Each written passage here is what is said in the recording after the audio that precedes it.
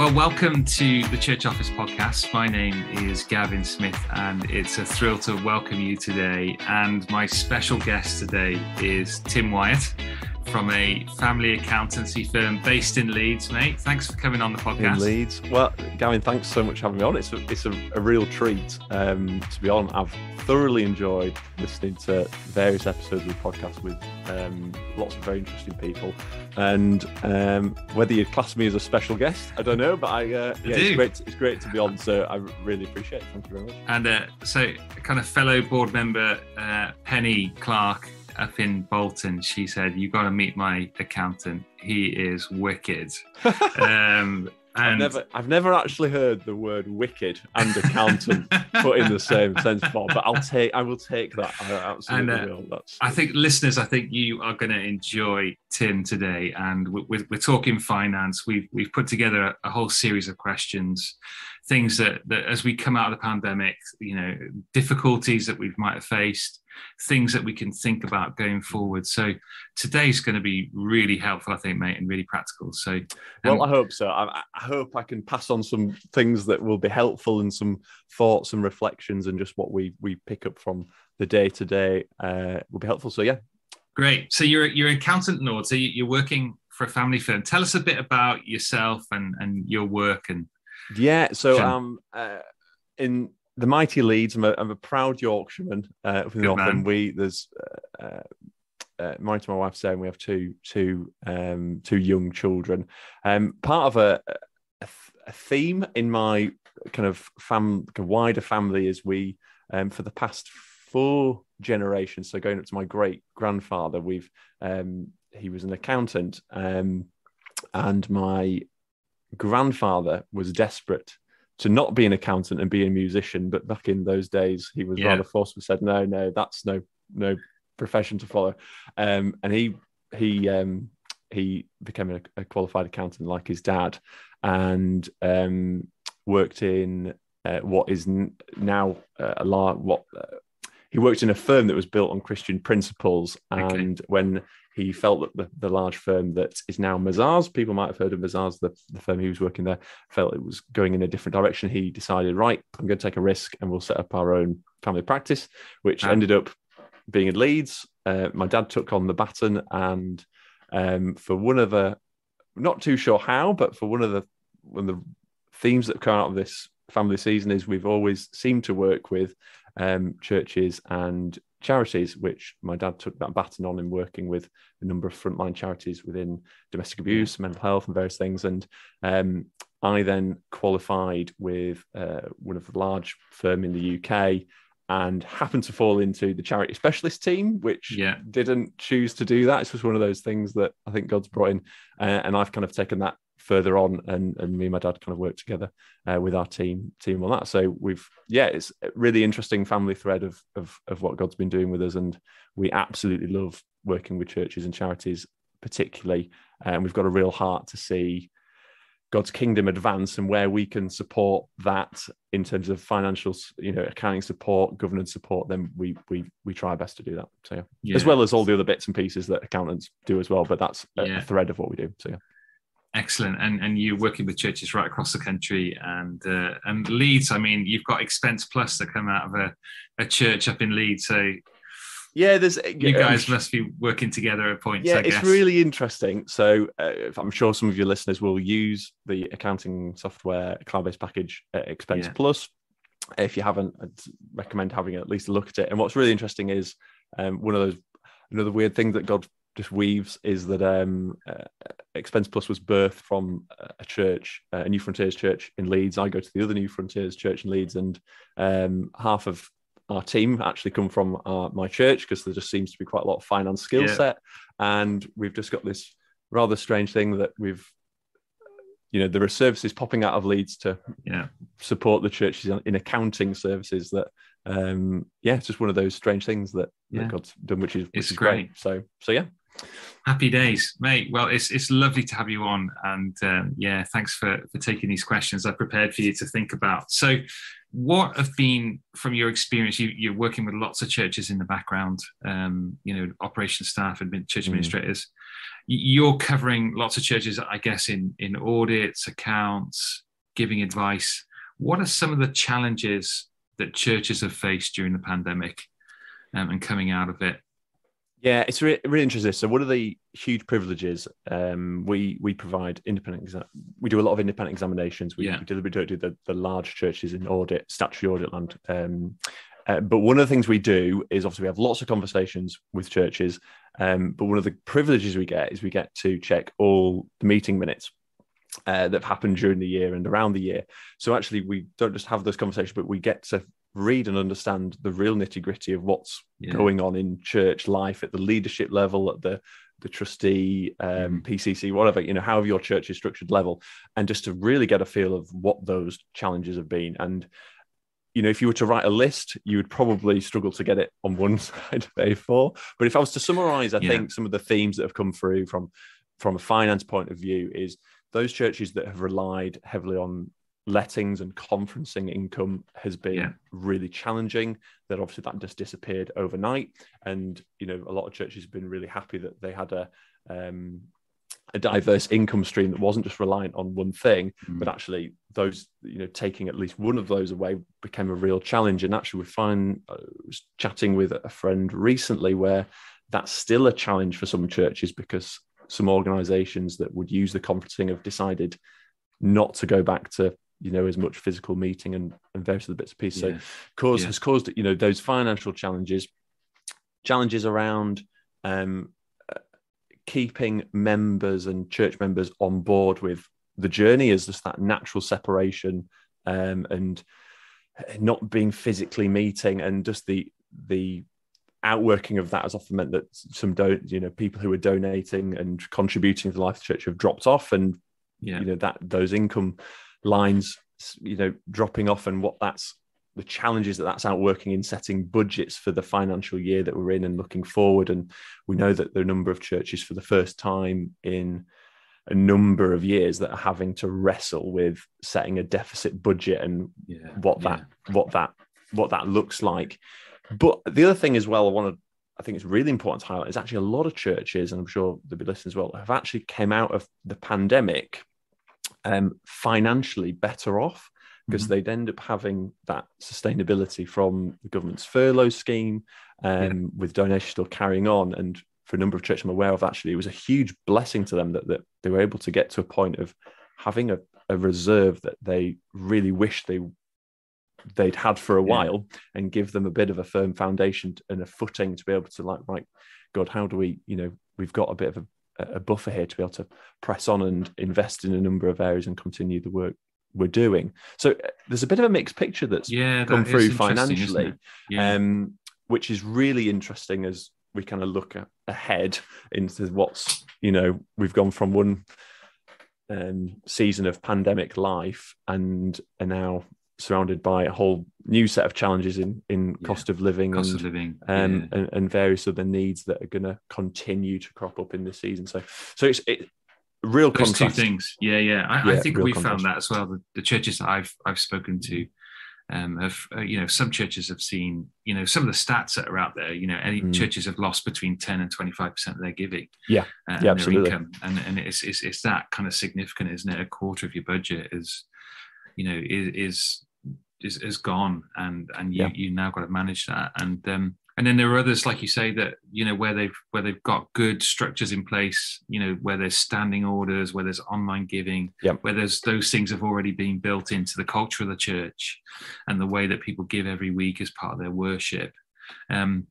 They found that that the income is maintained, and they've cut back on their spending because ministries haven't been running in the same capacity. So absolutely. So a lot of churches have found that those savings and brought about a good, some churches managed to have a good surplus during pandemic times, which I think some churches are finding that actually they've got to hold this next season of potential deficit planning with the last season of actually we've God's given us in terms of the harvest, if you use phrases like the harvest, and he's given us a good harvest, and actually we've potentially come for a challenge time when the question is how long is those challenges going to remain for a number of churches to juggle and see through and just see God's provision over. So it'd be really interesting to see how this season continues to pan out from a finance perspective for lots of churches. Does.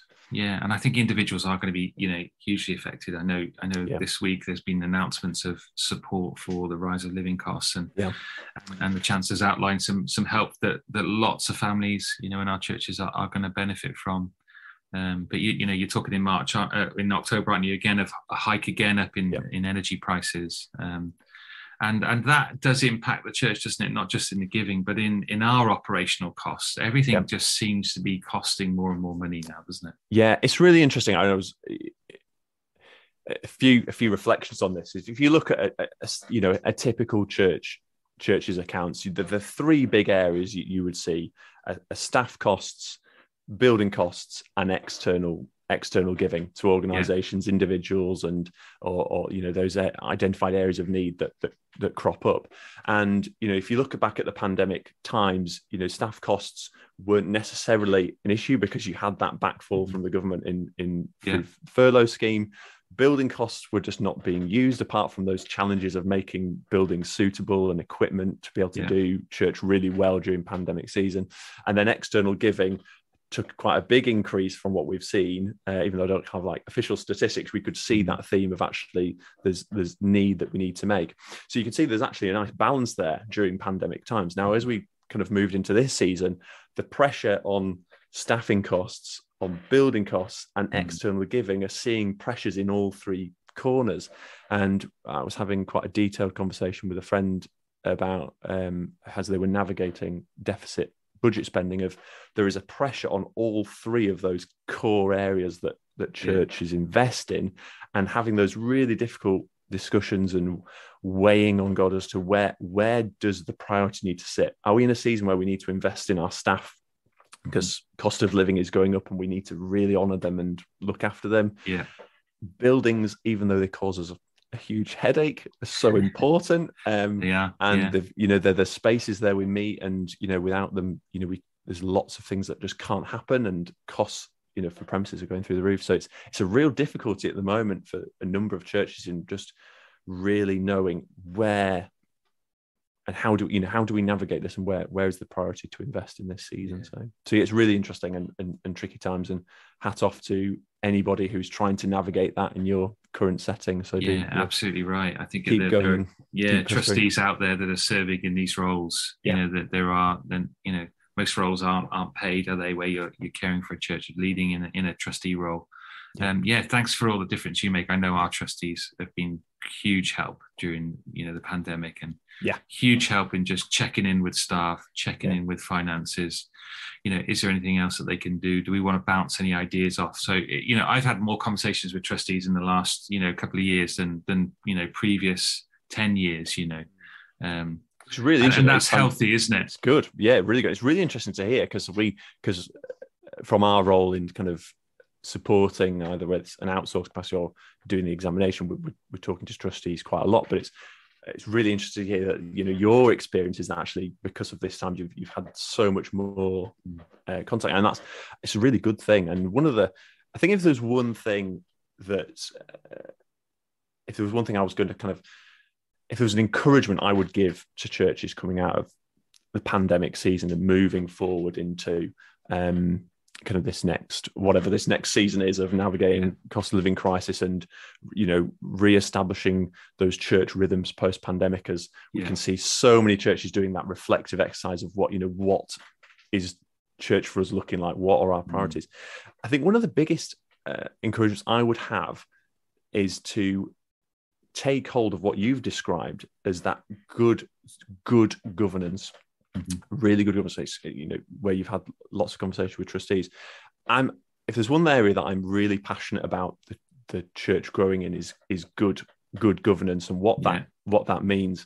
And what I find time and time again as I talk to churches is that that governance is often seen as a big compliance tick box. We have a good risk register. We have some sort of reserves policy, and we have, we do check in conflicts of interest, and it's kind of a tick box. But one of my big encouragements would be is that if you can do governance really well, like we've learned some of the lessons of doing governance well in the past season with the pandemic, it can serve us really well moving forward. And I give a quick example. I was really challenged when I was talking to a good friend, as we were just thinking about pandemic life in church setting, and just wishing, Lord, I really wish I had a Joseph moment, where you gave me a dream and we knew what was going on. We would know. You would tell us through a dream, and you would have given us the words Pfizer and lockdown, and we could have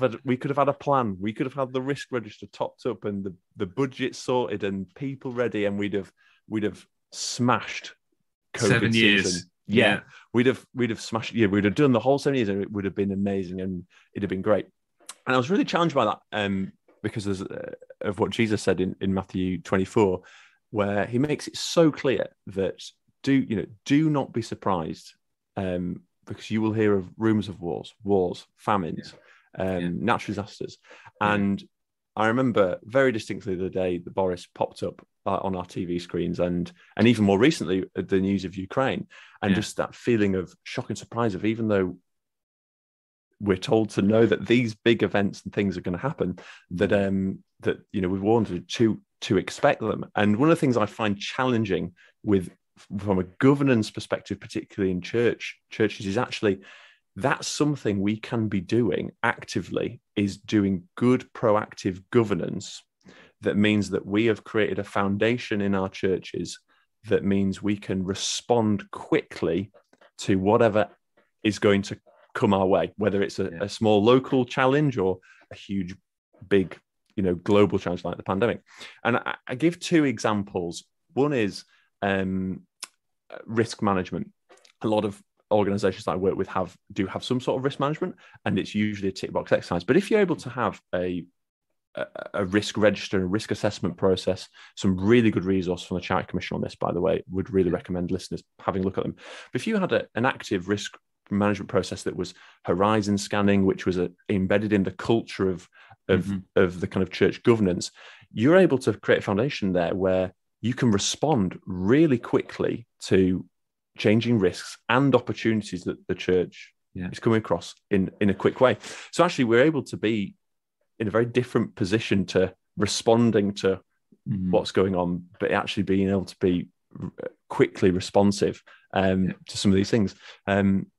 The other one I'll mention quickly, which I think, again, I have a lot of conversations with churches about, is around reserves policies.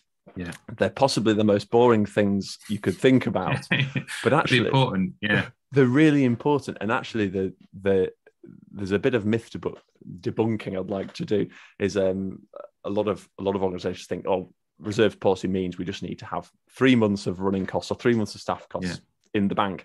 And one of the things the Charity Commission really encourages organisations to do is for the trustees and management and leadership to really understand what reserves do you as a church actually need to hold at any one time for rainy day, for investment, for anything else, and get out of this frame of mind of it has to be 3 months. Yeah. And if you do have a reserves policy in your organisation, church particularly, where you know exactly how much you really need to be carrying, it means that in any given situation that arises a need, you're able to respond quickly and say, actually, we have X in the bank. We only really need this. And actually, we've got this to spend. And I wonder if there's, there are times in church life where actually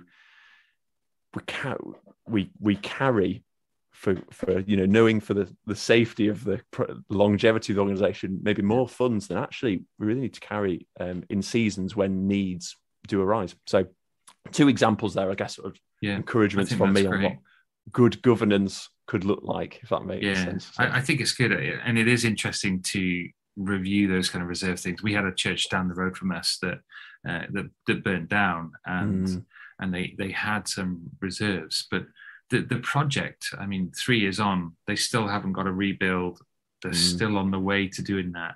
And you think all these things will just quickly fall into place and it'll be fine. You know, we'll find another venue, we'll be able to move staff quickly to another place, we'll be able to get the resources that we need together. But it doesn't always work like that, does it? And I guess we either think really kind of like worst case scenario, or we don't think. And we're talking about how do we bring some points in between those two different points of view. Yeah, and absolutely. What do we actually need? What would it look like? What would it look like? And I think there's some really helpful exercises to do. And I think the biggest challenge is making those process and exercise not a tick box exercise, but something that's ingrained with how churches are making decisions and reviewing things, and how you can get those two to marry up. I think it's a tricky one. The other last thing I'd love to go for it, mate. Mention on in governance is one of the things I'm very aware coming out of the pandemic life and the season. If you look at the big picture of the church, is we've had some very high profile across the media cases of large churches and Christian organizations almost disappear overnight or had gone through really difficult times, mainly because of the root cause of some of them is the governance that has surrounded those organizations. And it's another one of the reasons why I'm really passionate about governance. And I think particularly coming out of COVID times and navigating the season we're in, is that, and if you look particularly in certain sectors of online media, there is a bit of eyes looking at church's governance at the moment. I know very recently there's a very large documentary on Hillsong, and have been other publications on other areas. And actually, church governance is such an important, integral part of what we do to make sure that actually the integrity of what our churches are doing within the public is seen and is tested. Yeah. So yes. Let me add to that, because it is so important, isn't it? Because it's so detrimental to the gospel, isn't it? Where something goes wrong and there's been poor governance, and you know the name of the church and the gospel opportunity is hindered because we haven't done these things. We haven't met our responsibilities, and it's so important. So linking this kind of governance to the gospel is so important. We want to do governance right, and because that enables us to do the gospel well and to reach out with the gospel. And people are cynical about churches. We want your money, absolutely. Or they waste the money, or all these different things going on. And there's simple viewpoints that if we can have the correct governance, we can have the right transparency, the right systems, and the right tools in place to do all that we need. Yeah. There are people out there that can help us. If you don't feel like that is the case for your church, if you're sat in a role thinking, oh, I wonder how we would, match up against what we're talking about here, there's places you can go for help. And, building a good relationship with your accountant is so important. Yeah, absolutely. And it's one of the reasons why I know they rarely get looked at. The year-end accounts and various things that get published online. But one of the reasons why I'm passionate about that line of work is because it's a level of integrity and public accountability that helps build those trusts. And as I say, there is cynicism and something about the church, particularly with what gets to the media. And I would love the day where we get a headline that says church smashing good governance, good integrity in these churches, because obviously you only get the bad, you only get the negative press, but if you're someone who's investing in those areas in your church, it is building the integrity in the big picture. So absolutely keep doing going. What you're doing and keep going. Good. Let me ask you questions, keeping on this kind of governance view. A lot of churches have been thinking about CIOs. I know they've been around for probably 10 years with the Charities Commission. And that there's a push, isn't there? The fact that, it's harder to find trustees because of the liability potentially. I mean, if you're sat on a big asset with a building, you feel a little bit more protected, but there are some limitations to being a trust, aren't there? And I know the Charities Commission are pushing these CIOs. What are your thoughts on this? Because I can look at churches could be like, do you know, it's just going to be a whole load of work to become a CIO. Paperwork, red tape. Nobody wants to do this. Yeah. Like, bring this down. Give us a perspective on this, mate. Yeah, absolutely. So a CIO, for those who are listening and are not kind of comfortable in the kind of legal sector, and I'm not a huge expert on this, but obviously come across it a lot with the work we do. A CIO is essentially a legal shell that houses a charity, and it's a relatively new form. And before CIOs came along, you either were an unincorporated charity where essentially if something was to go wrong, the liability on the trustees could potentially be quite high, or you were an organization that was a limited company with registered at Companies House that had charitable status, and you end up in this situation where you report to Companies House following Companies Act law, and you report to the Charities Commission following the Charities Act and all the rest of it. And CIOs are a really lovely blend of the limited liability that trustees have if something was to go wrong in a more simple legal structure compared to being a limited company and charitable organization. So they are a much more simpler legal structure for an organization. And I think there's some really good thoughts around if you are a church who are an unincorporated organization from just a pure legal point of view, and if things were to go wrong, and we know that they do from time to time, things they do, then actually it is a very good legal structure to be able to do. And even though there is red tape and there is administration challenges and legal things to work through, they are a one-off investment that you will not have to do again for some time. And I think it's probably just working out whether, if you're weighing up those decisions, what timing is right, and various bits and pieces. But, with the right help, they can be fairly headache-free for you and your church is my experience. So, so some really good things to think about. And there's so much good information on the Charities Commission site about it, and the two different options. There's loads. Voting, members not voting, just leadership. So there's all those things. And, there's, I don't know all the answers on this, but, we've often spent money on changing trustees with the land registry when the trustees left and new, and there's a general ongoing cost, and you do it because it protects the asset. But there's talk, and I'm waiting for it to be clarified with a lawyer to say that actually a CIO can be listed with the land registry, and so the trust could be listed in that sense, or the charity could be listed. So you don't have to keep ongoingly changing this. So we're looking into that at the minute, and I think there's some helpful things there, isn't there? Because so and so has been a trustee for 20 years. He disappears or leaves. What do you do here now? How do you protect the asset? Because he's actually down as one of the owners, essentially. The land registry. Absolutely. So there's lots of those little things, and where there are some fantastic organisations that can help navigate all of those things, where we particularly provide support, and where things can get confusing is all the finance side, when one legal entity is closed and your new legal entity is setting up and what that does for your accounts. But my encouragement would be is if you feel like it's right, but you feel daunted by the detail and what it all means, is do seek some help. And I know you've got an article on the Church Office website, and you've I think gone up fairly recently, haven't you, on this? Within the last week. Provides a really nice overview actually from reading it. But there's some good stuff out there. So don't be put off if it's just feeling like a daunting task for your church, particularly if you're a smaller church where those sorts of skill sets and resources may not be readily available to you.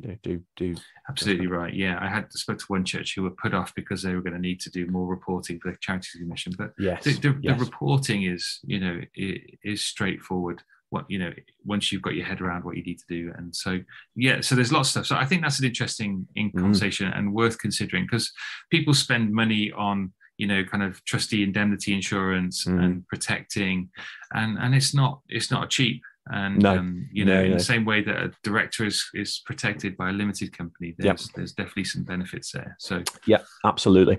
Yeah, absolutely. Mate, So that's great. I think the whole governance side of things is good. Help us with some of the practical things then here of churches.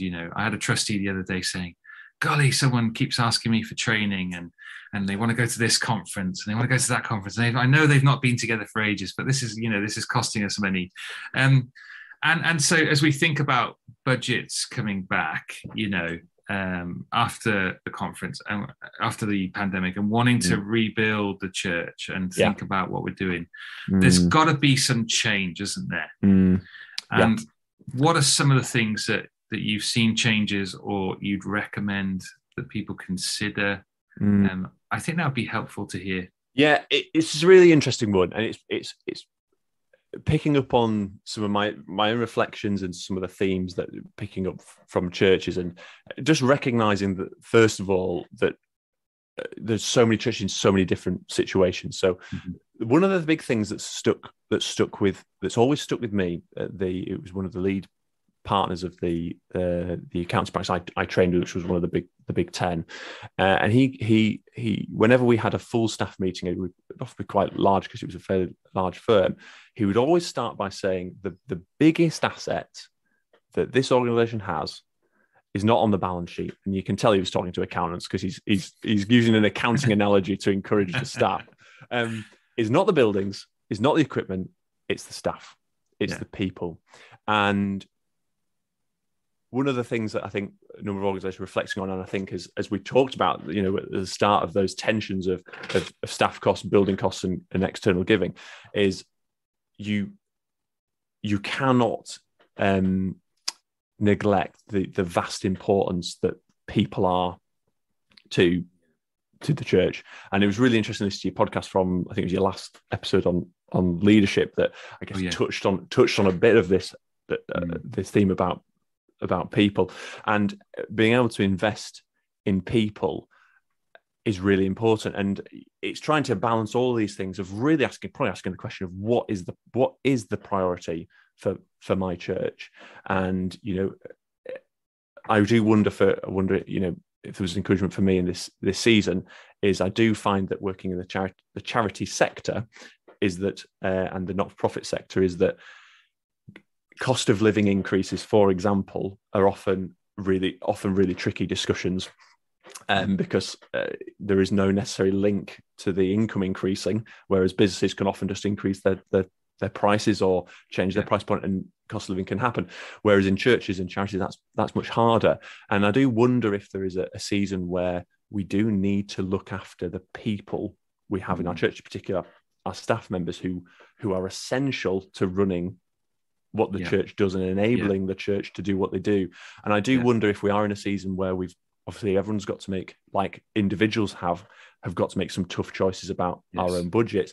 I do wonder if we're in a season where actually generously and faithfully investing in the people we have in church is one of those things. So it's really difficult to say, I think churches should reduce costs here, reduce costs there, because everyone's priorities are different. But if there was a feeling I'm getting from churches and the charities I work with, is that we mustn't undervalue the people that we have around us.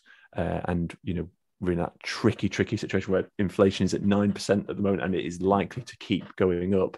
And how we honour, if you as a church are able to honour the staff members you have by some sort of cost of living and investment in them, that's fantastic. But having said that, I don't want to come on here and say that that's where you should put your investment, because obviously everyone's got different pressures and everyone's got different things. But if there's one thing I do think that can easily get missed off the agenda, because it's sometimes hard to navigate in churches the way church is structured, is investing in staff and people. So that's just one thought. Thought on that. So. Yeah, that is so helpful. And you're right, every church is different, and the priorities are different. And for many people, maybe in our roles as administrators or operations, there are other people in ministry that are thinking about what's essential, and so then the budget follows those essential things. So we may not necessarily be involved in that decision making. But I guess I'd love to to try and be creative with the finances. And I took a bit of stick on that from a pass the other day. You know, creativity and finances shouldn't go together. But it can sound dodgy, can't it? It does sound a bit dodgy. But yes, I totally know what you mean. Yeah. But you know, it's worth just sitting down with your budget for a couple of hours and going, where can I suggest some changes? What are the things that we can consider? You know, switching coffee, switching cups. How go down to that kind of level of detail. What are some of the things that we can do? And just having some suggestions. I think often the people that I serve in ministry, they don't think this way. And so I can actually really serve by saying, do you know what? If we did this slightly differently, where we normally put on a meal here, but if we were to put on a dessert reception, we could reduce the cost by £3 or £4 per head. And over 400 people, that makes a difference. Absolutely. And so is there ways that we can do that? And I guess try and be creative, try and sit down and think about it, because that will serve your teams to do that. Absolutely. And the other great thing about that is it helps everyone come on the journey with you in owning owning and shaping church budget and direction. And those can be they can be tricky exercises to do. But if done well, you can bring people on. And I think the real key thing, I think, when going through a budget setting process, or just continue re-looking at budgets, like I know some churches will be. And I was having a long, good conversation with somebody recently where they've set a deficit budget and the projections are even lower than they were hoping. How do you bring church leadership on that financial journey in seeking God together about his provision, but also making those tough choices and really working out what are the priorities, what are the priorities, are there any other lessons we can learn from the pandemic of actually these were really the priorities, and we've managed to albeit in a very different way, run church in a very different way on a lower cost. Are there any lessons we can learn from that? So I think it's a really great thing of doing things in team and together and drawing out ideas. Exercise. And one of the things that I guess one of the principles that I've tried to install in our staff is that when we give a budget, I want the team to spend it and invest it in their area. And what I'm thinking down the road is I don't want everyone to go, oh, we could save money here, we could save money here. Yes. And then in 3 years' time, we've got a whole ministry area that's been underinvested. That's then going to require, £10,000 to reinvigorate and to get back to where it was, where, for the last 3 years, they've only been spending £1,000 out of £3,000 budget. So there's some wisdom needed, isn't there? It's not just spending less, but it's going, actually, how can we continue to invest what's important, that we don't underinvest in an area that later on we're saying, oh, please help us, we need more here. Absolutely, such wisdom needed, because whenever you start talking about saving money, and it can just lead to that wrong the mindset you're not wanting to achieve, and going down the if your aim is to save the pennies, as many pennies as you can, and that becomes a bit of your objective, as opposed to what that money's there to serve. And it's trying to get that balance of not serving the money, but trying to use what money there is to serve what you're doing, and trying to get that balance right of not letting the money completely dictate your mindset, but knowing it is one of those frustrating constraints in all organizational life, particularly church life, where the passion for seeing God's work expanded is high, and we'd wish we had more resource to carry on and do it. But it's trying to just get that mindset right, and how you distill that within team who are responsible for budgets, I think is a real tricky one. And I think there's some real, one of the things I really like exploring, and I'm still developing in what I do with organizations, is just helping tell your financial story. I found it a really helpful way of bringing people on a journey of, if everyone really understands the financial story and the journey we're on, I found that it can help in certain of these exercises where you're wanting to help people run their budget well. and be on board. So really fascinating, and it's sometimes a good challenge to go through, because sometimes having, knowing that budgets are tighter than they were just helps us keep our eyes in the place they need to be on him who's the provider anyway. So it's so important. Good. I mean, if you looked at my budget and kind of our teens and youth ministry, there was a senior teens group that we took away, about 30 of them on a weekend away, and everything was expensive and there wasn't ideal. But to bring these young people together after the pandemic was essential, and we'd pay 10 grand to take them away, because it's so important, and for their spiritual life and for the investment we want to make into them, the priority that they are.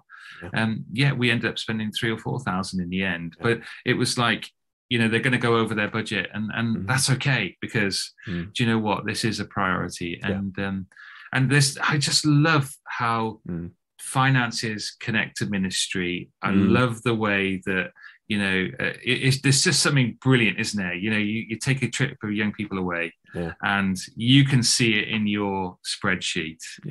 And I love it. I just think, wow, God, this is incredible. That I get to be involved in this process and seeing ministry happen, enabling ministry to happen, going out and getting the quotes, going out and finding the venues, and saying to the ministry lead, it's paid for, go and enjoy it, go and bless these kids.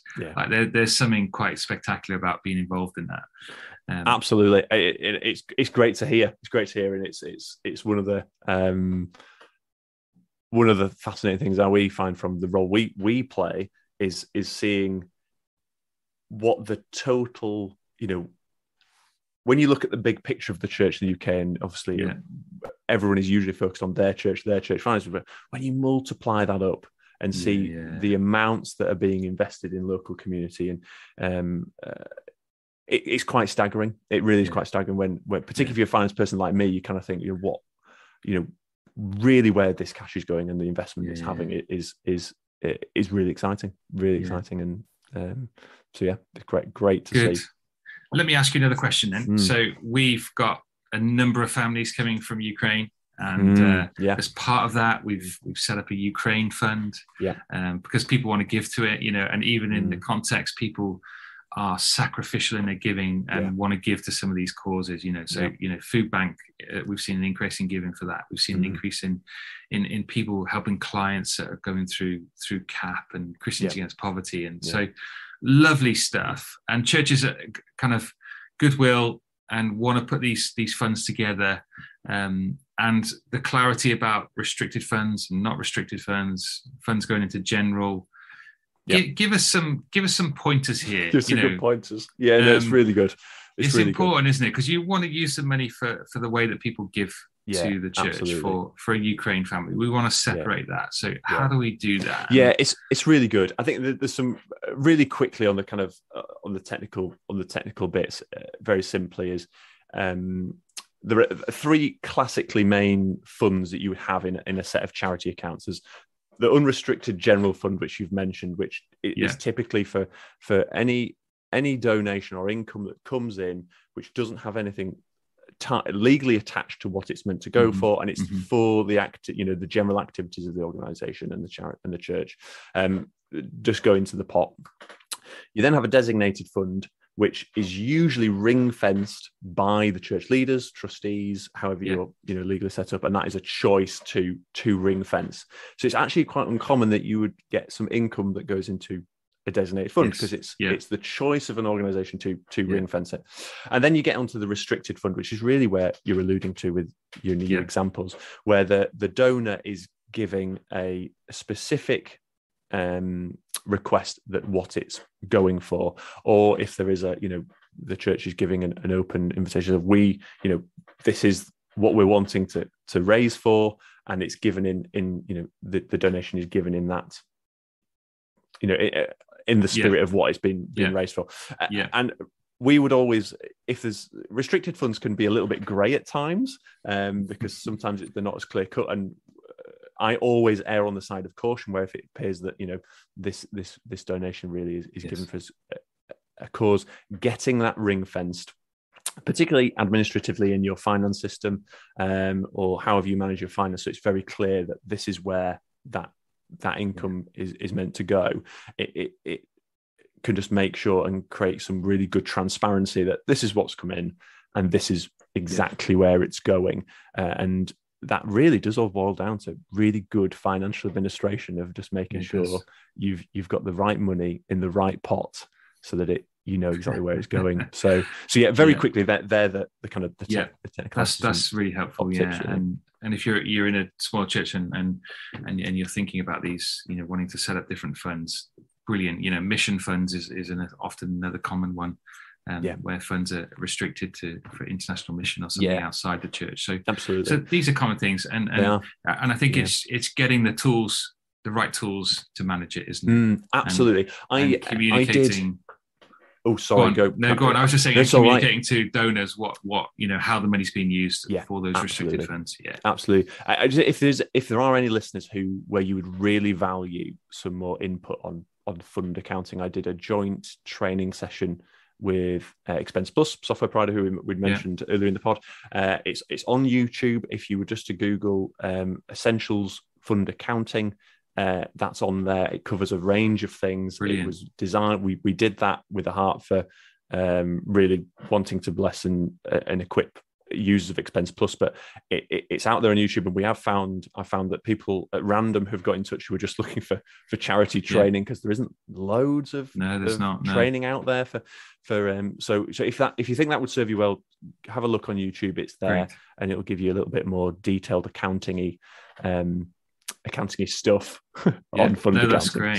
So, send me the link and we'll add it to this to the video and resources. And I think that's the other thing, isn't it? We don't always know where we can go for help, and so Expense Plus is a very useful tool, and yourself, and there are other people, and I think it's a really important thing for church administrators and operations directors to develop a relationship with their accountant, with their auditor.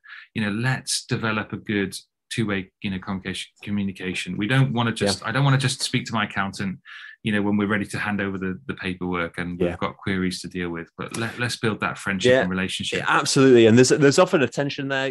There's accountants everywhere, left, right and centre across the UK, and a typical accountant would have that one-to-one interaction. But if you are able to build that relationship, it can be really fruitful, and it can help shape what you're doing and how you're doing it, and go on a journey. So it's a good top tip, I would. It's good. And are you providing services outside of Leeds? Do you actually exit the boundaries? Absolutely. It's really interesting, actually. We because of relationships and the internet and just networking, we support churches across the UK. We had a quick look at the map, actually, and I think our furthest north is north of Newcastle. Our furthest south is bottom of Cornwall.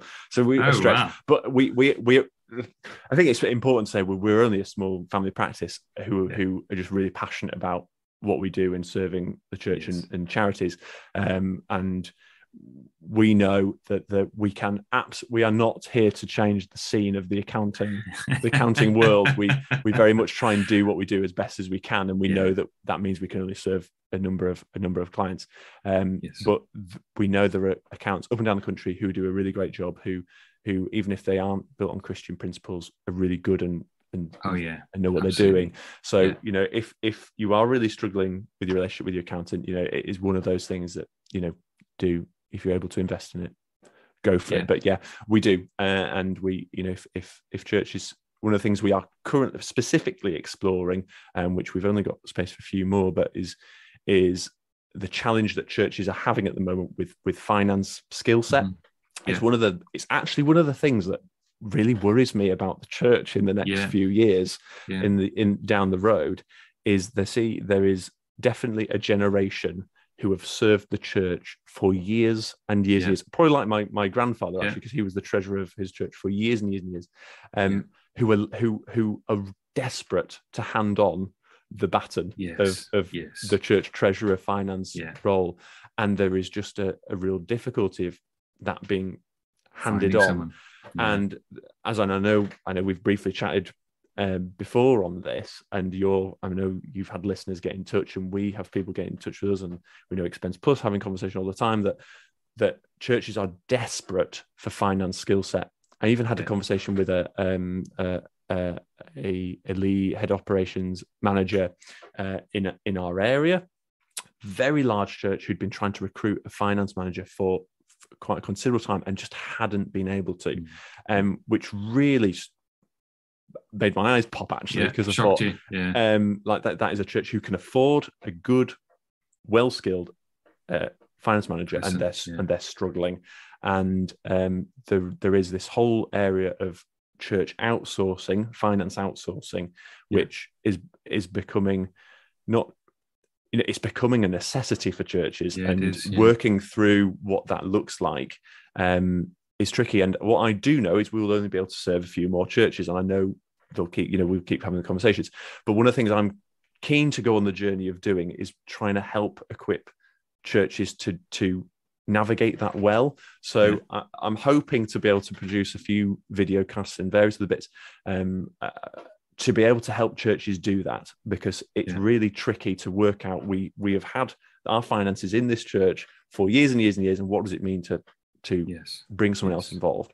So if we're able to help churches navigate that, then in any sort of capacity, then that's great. But it's one of the things that does concern me about what's coming up in the future, is actually how churches manage their finance, because it's, as we sadly know, finances are critical for doing what we do. For ministry. Absolutely right. I think I to add to that, I think I've come across so many churches where their treasurers are 70 plus years old, and they've tried for the last 10 years to try and find someone to help. Tried for the last 70 years. 70 years. To pass on, man. You're absolutely right. But one of the questions I was going to finish on is, what do you see coming down the line? What are some of the challenges? And I think this is a genuine need. We've found it difficult to find somebody who's trained in Sage, a young person or a younger person who's interested in it. And so we've outsourced our finances. And I've got to say, it has been fantastic, but it took us time to find a company that we could really work with, who really understood us, who really could work within our kind of, workflows and the way that we do things. So it isn't impossible to outsource, and there are some good things. We find it a challenge because we don't have any live data. We're always waiting 2 or 3 months for that live data. And so there are challenges in that, and maybe a bigger church that needs information to make decisions and do things. But you're right. It seems a sad thing that we have to do that, because we don't have people coming up who are called to this. So if you're listening and you've got finance skills and you're not serving as a treasurer, get alongside and encourage a treasurer. Absolutely. Find ways that you can, begin to start the journey of maybe this is God called you to serve the church in this way. And that's the question to be asking. It's a really good question. And the other big encouragement I would give to churches is, historically, I think the treasurer role has been this all-encompassing huge whopper of a role that just accumulates stuff. It's very Yorkshire chat, that, not very specific. Just giving stuff. But with modern systems, particularly cloud-based package, whether it's Expense Plus or others, it is much, much easier to split out tasks, roles, positions, and it's much easier to be able to do that. So you could end up, I could absolutely see a church that has 4 people who volunteer their time in making the system run efficiently and quickly, that doesn't demand a humongous commitment. And that absolutely exists. And one of the things with outsourcing, if any church goes through it, is they realize we've got to go through the process of chunking out what the treasurer was doing. Oh my gosh, this is what the treasurer was actually doing when we work it out. Well, we should have split this up years ago. And actually, it's a really good exercise to do, even if you're not, that place, of seeing actually how could this be separated and split out and made efficient. So. And we've seen it. Yeah, I've seen churches have moved to kind of finance committees and splitting those roles, and it's great. And if you're in ministry, right, we're talking finances.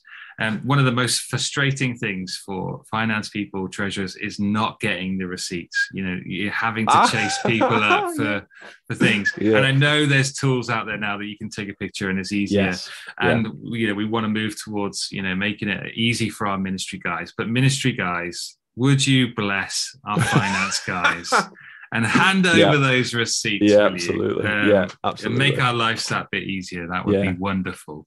Oh. Amen. Joking aside, but there's an amen there. I can hear that amen. Mate, this is great. This is helpful. And if you put together these videos and you want a place to put them, you can stick them on our site. We would love to see treasurers invested, people trained in governance, people trained in this whole area of finance. Absolutely. So let's talk more. It's a watch this space, I think, for any listeners. I'm sorry, I'm not coming on saying, and here's this fantastic load of resources we've got, but it's not. I think that there's what I do know is there's ongoing conversations, and in the finance church charity spectrum, stewardship serve very well with their resources. There is Expense Plus and others who are filling a space, and we absolutely see there seems to be a gap, and I think there's a few people who are keen to keep exploring. Great to pull it. And if there's any listeners out there who are keen to go on the journey, then do get in touch, and I'd love to hear and continue this wider conversation that's happening in church finance land. So yeah. Mate, thanks for doing this. You're probably doing this on your lunch break, and so thank you so much. Oh, it's not a problem at all. Mate. Not a problem at all. It's a break from the spreadsheets and the analysis. So it's all good. It's not a problem. Yeah, and I understand why Penny thinks you are wicked. I love it. You've served us well today, mate. So thanks for that. Not a problem at all. Not a problem at all. Thanks for having me. Great. Well, listeners, if you've got any questions, if you've got any follow-up, then Tim is brilliant. Send them into questions@thechurchoffice.co.uk. We would love to hear from you, and if there's more information you want to hear about restricted funds and other things, then get in contact. We'd love to be able to serve you and point you, even if we just signpost you in a direction that says this is a great resource. Check this out. Mate, finance and stuff is so important, and it's so important for gospel ministry that we have this in place. And you may not think that you're playing your part by doing the finances, but let me make the connection for you. This is so important to ministry, to the good news of Jesus going out to new people that will change their life, and you doing what you do enables that to happen. So please know our encouragement in some way today, this afternoon. Yeah, big time. All right. Yeah, big time. Big time. Yeah. Fantastic. Well, thank you for your time, listeners. Enjoy. Please check out other podcasts. Please check out our website for resources, and we'd love to connect with you. All right. Goodbye.